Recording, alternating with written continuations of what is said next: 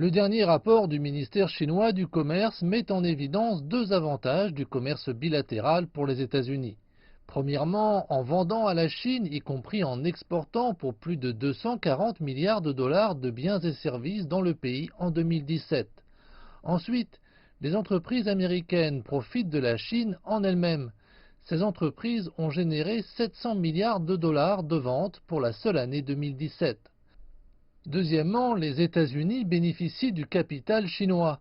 À la fin de 2017, les investissements chinois aux États-Unis s'élevaient à 156 milliards de dollars et la Chine détenait 1180 milliards de dollars de dette américaine.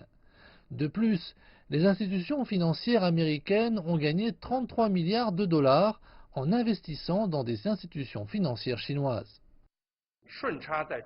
Les deux pays ont bénéficié du commerce bilatéral, l'argument selon lequel les États-Unis ont subi des pertes et que la Chine a tiré parti des États-Unis ne tient pas. Par ailleurs, sur la liste des entités étrangères non fiables récemment annoncée par la Chine, M. Gao a déclaré aux journalistes que le processus d'établissement de la liste était en cours et que des détails supplémentaires seraient publiés prochainement. La liste a été perçue par certains comme une réponse à une décision américaine de mettre Huawei sur une liste noire.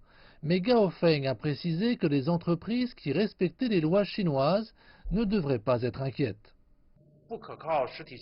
En tant que système juridique, la liste des entités étrangères non fiables ne cible aucun domaine, entreprise ou organisation spécifique. Elle s'adresse à ceux qui ne respectent pas les règles du marché, s'éloignent de l'esprit des contrats ou imposent des blocages ou encore des ruptures sur les entreprises chinoises à des fins non commerciales.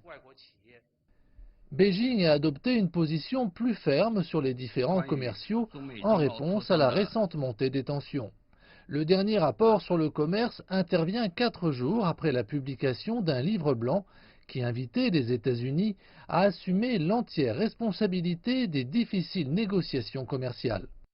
Le président Donald Trump affirme que les États-Unis ont l'avantage dans la guerre commerciale avec la Chine. Eh bien, aujourd'hui, Gao Feng a répondu en affirmant que ce genre de mentalité était voué à l'échec si les États-Unis continuaient d'empiéter sur la souveraineté et les intérêts de la Chine. La Chine prendra les contre-mesures nécessaires pour lutter contre cette guerre.